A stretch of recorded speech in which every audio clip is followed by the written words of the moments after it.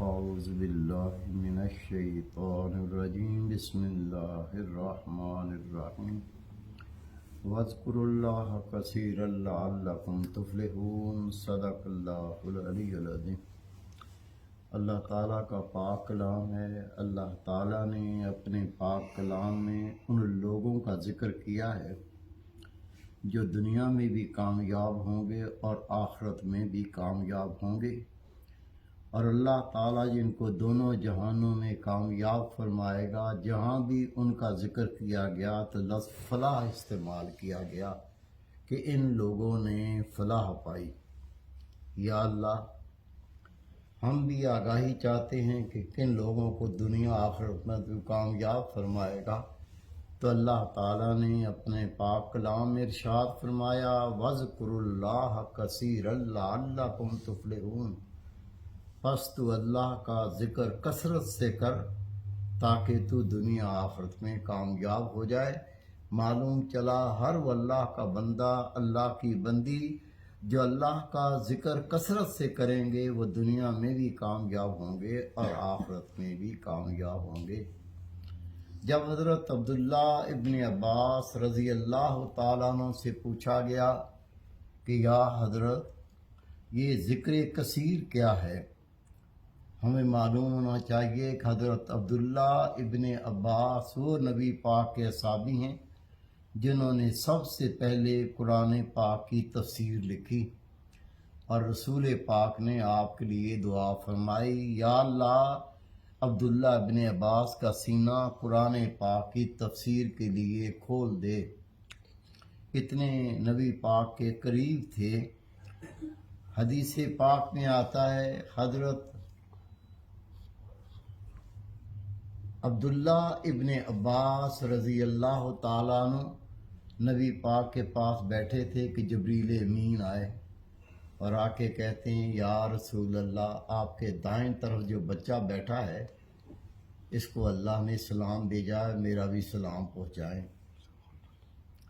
حدیث پاک ہے، نبی پاک نے فرمایا، میرے ایک طرف بوڑھا شخص بیٹھا ہوا ہے اور تو اس بچے کو سلام کرتا ہے۔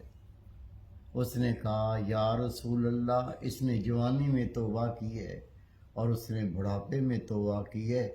جوانی میں توبہ کرنے والے کے اللہ نے بہت عظمت بیان کی ہے۔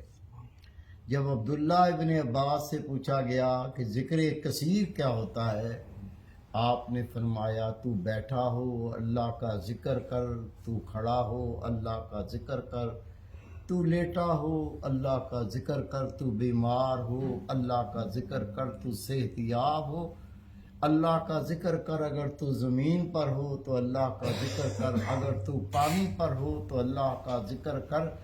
فرماتے ہیں، تو امیر ہو تو اللہ کا ذکر کر، تو غریب ہو تو اللہ کا ذکر کر، تو تونگر ہو تو اللہ کا ذکر کر، تو مفلس ہو تو اللہ کا ذکر کر۔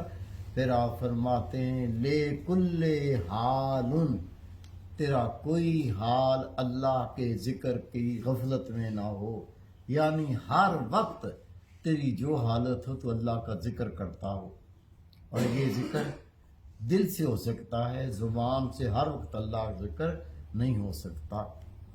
حضرت جنید بغدادی رحمۃ اللہ علیہ فرماتے ہیں، میں بازار گیا، بازار میں جا رہا، دیکھا ایک شخص پنجرے کے اندر، کیج کے اندر طوطا لے کے بیٹھا ہوا ہے اور وہ اتنی اچھی اچھی باتیں کر رہا ہے، دنیا دیکھ کے حیران ہو رہی ہے، اس کی باتیں سن رہی ہے۔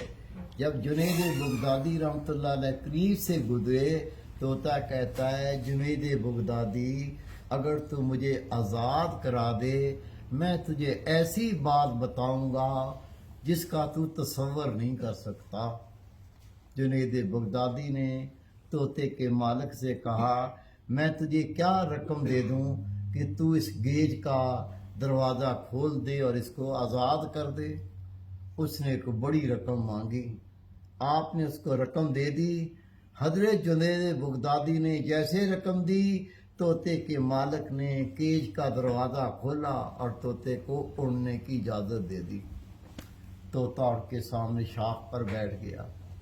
آپ نے فرمایا، بتا تو نے کیا کہا تھا؟ اگر مجھے آزاد کرا دو گے ایسی بات کروں گا جو کمال کی بات ہوگی۔ طوطا کہتا ہے جنید بغدادی میں ایک گھڑی کے لیے اللہ کے ذکر سے غافل ہوا تھا تو میں پکڑا گیا۔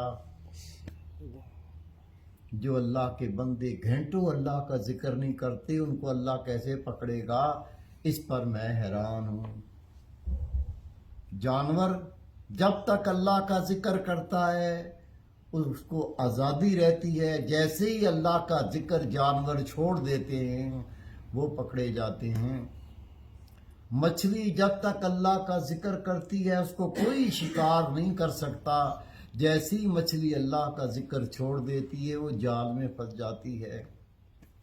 کوئی انسان اس پر شیطان حاوی نہیں ہو سکتا جب تک وہ اللہ کا ذکر کرتا ہے، جیسے انسان اللہ کے ذکر کو چھوڑتا ہے شیطان اس پہ حاوی ہو جاتا ہے۔ پھر جنید بغدادی کا حال یہ ہوا، وہ دل سے تو اللہ کا ذکر کرتے تھے، وہ زبان سے بھی اس کے ساتھ ساتھ اللہ کا ذکر کرتے تھے۔ آپ حجامت بنوانے کے لیے باربر کے پاس گئے، باربر سے کہا میری حجامت بنا دو۔ جب باربر ان کی مونچھیں کاٹنے لگا تو آپ اللہ کے ذکر سے ہونٹ ہلا رہے تھے۔ باربر نے کہا حضرت تھوڑی دیر کے لیے اللہ کا ذکر چھوڑ دیں، میں آپ کی مونچھیں کاٹنے لگا ہوں، کہیں آپ کے لپس کٹ نہ جائیں۔ فرمایا تو اپنا کام کر، مجھے اپنا کام کرنے دے۔ آپ کے ہونٹوں پر کینچی لگ گئی لیکن آپ ذکر کرتے رہے اور حجامت بنواتے رہے۔ اللہ رب کریم ہمیں بھی ہر وقت اپنے ذکر میں رہنے کی توفیق عطا فرمائے۔ اللہم صلی علی سیدنا مولانا محمد وعلی آل سیدنا